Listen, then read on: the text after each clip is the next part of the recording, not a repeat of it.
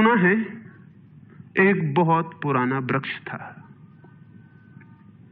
आकाश में सम्राट की तरह उसके हाथ फैले हुए थे। उस पर फूल आते थे तो दूर दूर से पक्षी सुगंध लेने आते। उस पर फल लगते थे तो तितलियां उड़ती। उसकी छाया, उसके फैले हाथ, हवाओं में उसका वो खड़ा रूप आकाश में बड़ा सुंदर था। एक छोटा बच्चा उसकी छाया में रोज खेलने आता था। उस बड़े वृक्ष को उस छोटे बच्चे से प्रेम हो गया।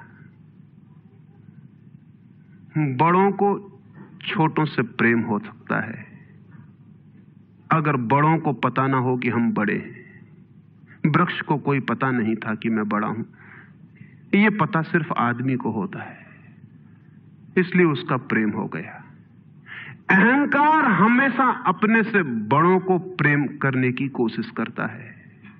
अहंकार हमेशा अपने से बड़ों से संबंध जोड़ता है। प्रेम के लिए कोई बड़ा छोटा नहीं, जो आ जाए उसी से संबंध जुड़ जाता है।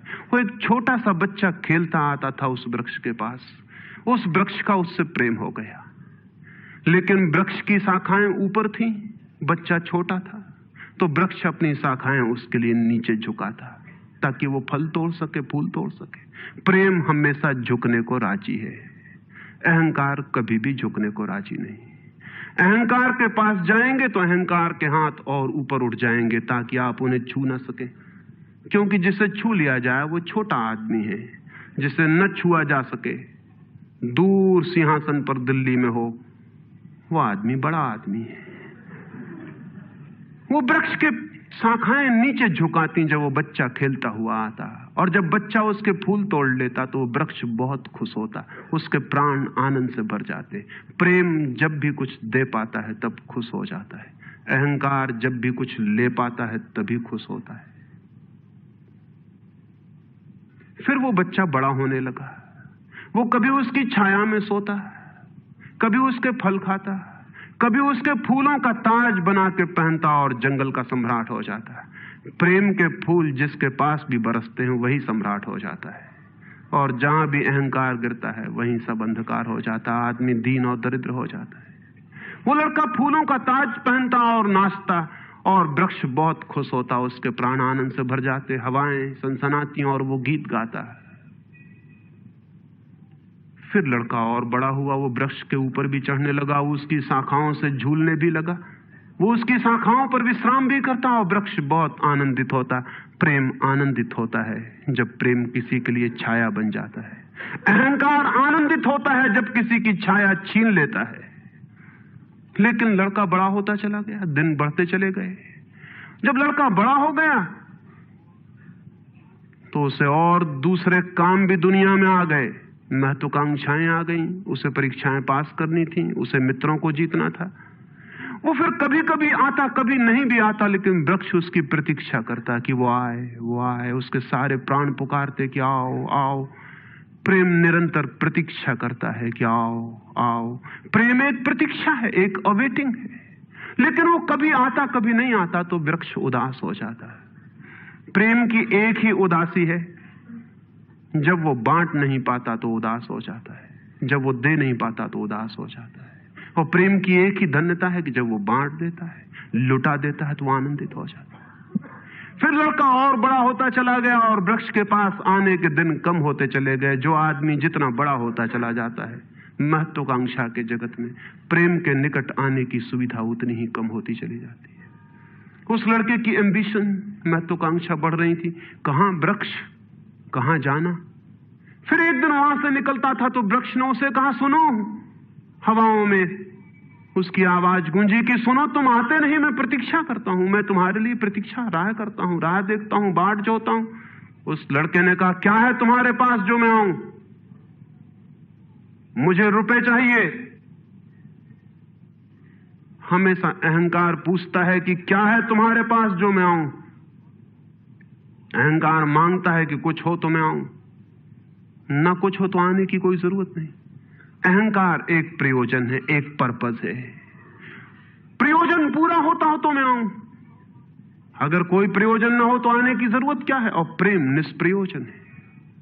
प्रेम का कोई प्रयोजन नहीं। प्रेम अपने में ही अपना प्रयोजन है, वो बिल्कुल पर्पसलेस है। वृक्ष तो चौंक गया, उसने कहा कि तुम तभी आओगे जब मैं कुछ तुम्हें दे सकूं। मैं तुम्हें सब दे सकता हूं, क्योंकि प्रेम कुछ भी रोकना नहीं चाहता। जो रोक ले वो प्रेम नहीं है। अहंकार रोकता है, प्रेम तो बेशर्त दे देता। लेकिन रुपए मेरे पास नहीं है। ये रुपए तो सिर्फ आदमी की इजाद है, वृक्षों ने ये बीमारी नहीं पाली है। उस वृक्ष ने कहा इसलिए तो हम इतने आनंदित होते हैं, इतने फूल खिलते हैं, इतने फल लगते हैं, इतनी बड़ी छाया होती है, हम इतना नाचते हैं आकाश में, हम इतने गीत गाते हैं, पक्षी हम पर आते हैं और संगीत का कलरव करते हैं, क्योंकि हमारे पास रुपए नहीं है। जिस दिन हमारे पास भी रुपए हो जाएंगे, हम भी आदमी जैसे दिनहीन मंदिरों में बैठ के सुनेंगे कि शांति कैसे पाई जाए, प्रेम कैसा पाया जाए। नहीं नहीं, हमारे पास रुपए नहीं है। तो उसने कहा फिर मैं क्या हूं तुम्हारे पास? जहां रुपए हैं मुझे वहां जाना पड़ेगा, मुझे रुपयों की जरूरत है। अहंकार रुपया मांगता है, क्योंकि रुपया शक्ति है, अहंकार शक्ति मांगता है। उस वृक्ष ने बहुत सोचा, फिर उसे ख्याल आया तो तुम एक काम करो, मेरे सारे फलों को तोड़ के ले जाओ और बेच दो तो शायद रुपए मिल जाएं। और उस लड़के को भी ख्याल आया, वो चढ़ा और उसने सारे फल तोड़ डाले, कच्चे भी गिरा डाले, शाखाएं भी टूटी, पत्ते भी टूटे, लेकिन वृक्ष बहुत खुश हुआ, बहुत आनंदित हुआ। टूट के भी प्रेम आनंदित होता है, अहंकार पाके भी आनंदित नहीं होता, पाके भी दुखी होता है। और वो लड़के ने तो धन्यवाद भी नहीं दिया पीछे लौटकर, लेकिन उस वृक्ष को पता भी नहीं चला, उसे तो धन्यवाद मिल गया इसी में कि उसने उसके प्रेम को स्वीकार किया और उसके फलों को ले गया और बाजार में बेचा। लेकिन फिर वो बहुत दिनों तक नहीं आया। उसके पास रुपए थे और रुपयों से रुपए पैदा करने की वो कोशिश में लग गया था, वो भूल गया। वर्ष बीत गए और वृक्ष उदास है और उसके प्राणों में रस बह रहा है कि वो आए उसका प्रेमी और उसके रस को ले जाए, जैसे किसी मां के स्तन में दूध भरा हो और उसका बेटा खो गया हो और उसके सारे प्राण तड़प रहे हो कि उसका बेटा कहां है, जिसे वो खोजे, जो उसे हल्का कर दे, निर्भर कर दे। ऐसे वो वृक्ष के प्राण पीड़ित होने लगे कि वो आए आए आए, उसकी सारी आवाज यही गूंजने लगी कि आओ। बहुत दिनों बाद वो आया, वो लड़का तो प्रौढ़ हो गया था। वृक्ष ने उससे कहा कि आओ मेरे पास, मेरे आलिंगन में आओ। उसने कहा छोड़ो ये बकवास, ये बचपन की बातें हैं। अहंकार प्रेम को पागलपन समझता है, बचपन की बातें समझता है। उस वृक्ष ने कहा आओ मेरी डालियों से झूलो, नाचो। उसने कहा छोड़ो ये फिजूल की बातें, मुझे एक मकान बनाना है। मकान दे सकते हो तुम? वृक्ष ने कहा मकान? हम तो बिना मकान के ही रहते हैं, मकान में तो सिर्फ आदमी रहता है। दुनिया में और कोई मकान में नहीं रहता, सिर्फ आदमी रहता है। सो देखते हो आदमी की हालत, मकान में रहने वाले आदमी की हालत। उसके मकान जितने बड़े होते जाते हैं, आदमी उतना छोटा होता चला जाता है। हम तो बिना मकान के रहते हैं। लेकिन एक बात हो सकती है कि तुम मेरी शाखाओं को काट के ले जाओ तो शायद तुम मकान बना लो। और वो प्रौढ़ कुल्हाड़ी लेकर आ गया और उसने उस वृक्ष की शाखाएं काट डाली। वृक्ष एक ठूंठ रह गया नंगा, लेकिन वृक्ष बहुत आनंदित था। प्रेम सदा आनंदित है, चाहे उसके अंग भी कट जाएं, लेकिन कोई ले जाए, कोई ले जाए, कोई बांट ले, कोई सम्मिलित हो जाए, साझीदार हो जाए। और उस लड़के ने तो पीछे लौट के भी नहीं देखा, उसने मकान बना लिया। और वक्त गुजरता गया, वो ठूंठ रहा देखता, वो चिल्लाना चाहता, लेकिन अब उसके पास पत्ते भी नहीं थे, शाखाएं भी नहीं थी, हवाएं आती और वो बोल भी ना पाता, बुला भी ना पाता। लेकिन उसके प्राणों में तो एक ही गूंज थी कि आओ आओ। और बहुत दिन बीत गए, तब वो बूढ़ा आदमी हो गया था। वो बच्चा, वो निकल रहा था पास से, वृक्ष के पास आके खड़ा हो गया। तो वृक्ष ने पूछा क्या कर सकता हूं और मैं तुम्हारे लिए, तुम बहुत दिनों बाद आए। उसने कहा तुम क्या कर सकोगे?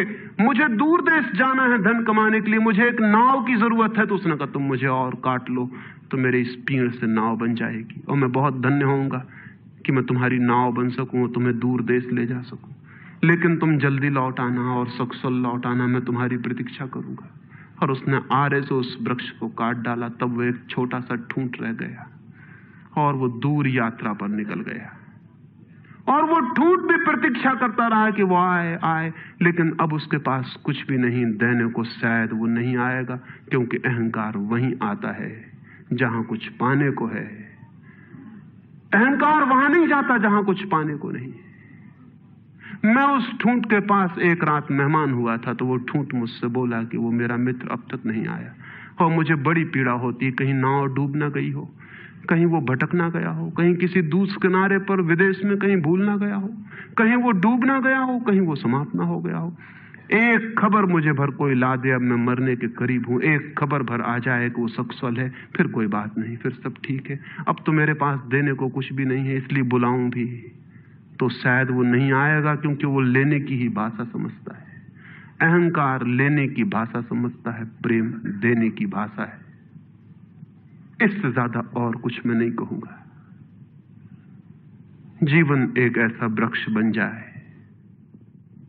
और उस वृक्ष की शाखाएं अनंत तक फैल जाएं, सब उसकी छाया में हों और सब तक उसकी बाहें फैल जाए, तो पता चल सकता है कि प्रेम क्या है। प्रेम का कोई शास्त्र नहीं है, न कोई परिभाषा है, न प्रेम का कोई सिद्धांत है। तो मैं बहुत हैरानी में था कि क्या कहूंगा आपसे कि प्रेम क्या है, तो बताना मुश्किल है। आके बैठ सकता हूं, अगर मेरी आंखों में दिखाई पड़ जाए तो दिखाई पड़ सकता है, अगर मेरे हाथों में दिखाई पड़ जाए तो दिखाई पड़ सकता है। मैं कह सकता हूं यह है प्रेम, लेकिन प्रेम क्या है?